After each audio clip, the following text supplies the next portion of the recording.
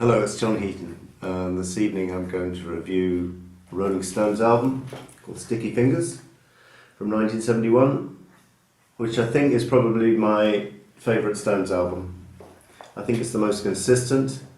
It was made with the classic lineup of Mick Jagger, Keith Richards, Charlie Watts on drums, Bill Wyman on bass, and Mick Taylor on guitar, which I think was probably their best lineup, although the lineup with Brian Jones was also excellent. But I think they recorded their best material with this lineup, because Exile on Main Street came after this and is also a 5-star album.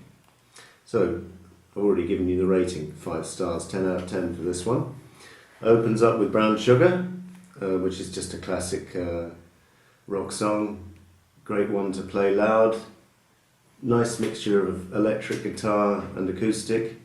Very well produced by Jimmy Miller, by the way, this album, who also produced some of the Traffic albums. Great words as well. Maybe not that politically correct, but then what you expect from the Stones.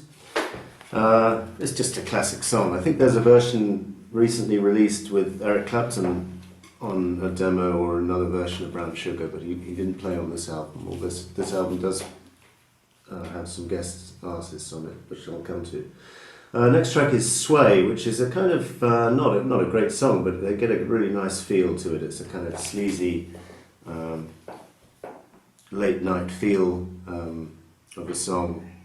Words are virtually incomprehensible. Jagger is basically snarling them, or not making them very clear, and there's no lyric sheet for this album, so unless you look them up on the internet, which I've never done, I have no idea what the song Sway is really about. The next song is Wild Horses, which is just a 5-star ballad, probably in the top 5 ballads of all time, along with Lady Jane and Angie.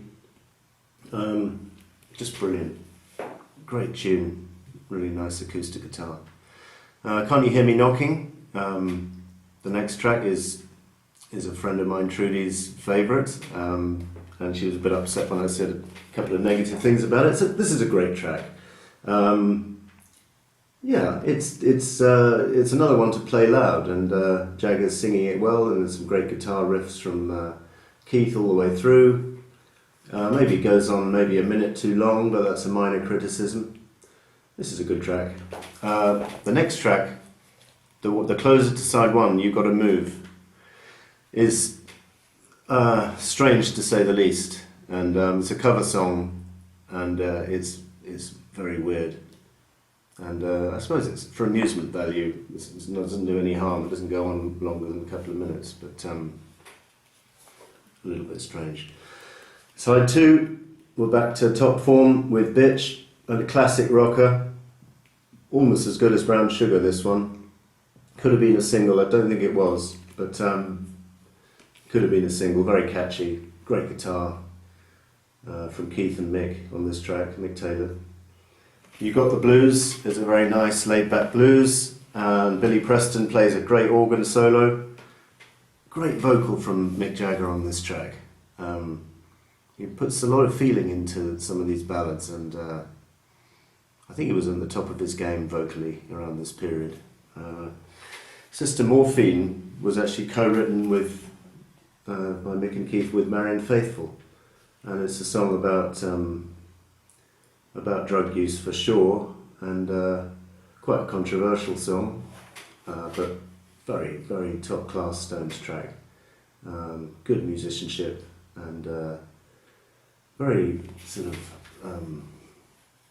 truthful lyrics, and doesn't pull any punches, this one. Great track, love it.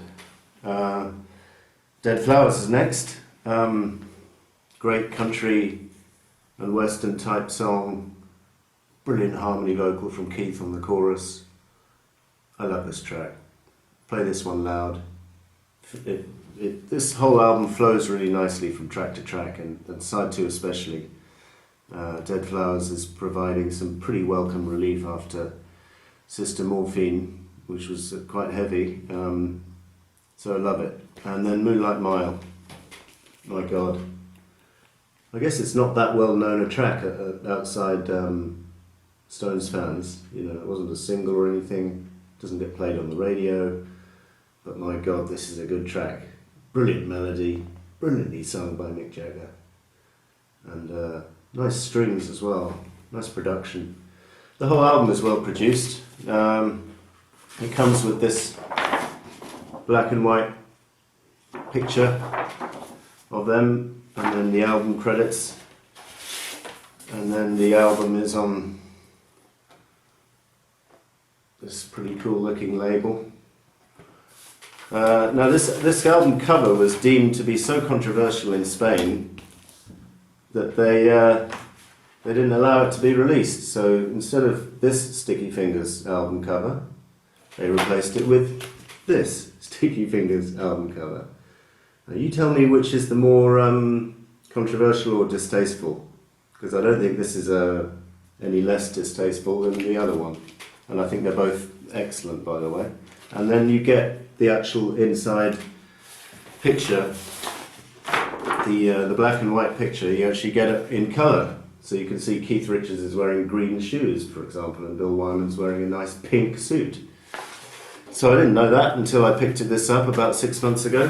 So this and Exile on Main Street, probably my two favourite albums. So this one was from 1971. 5 stars. Check it out. Thanks for watching.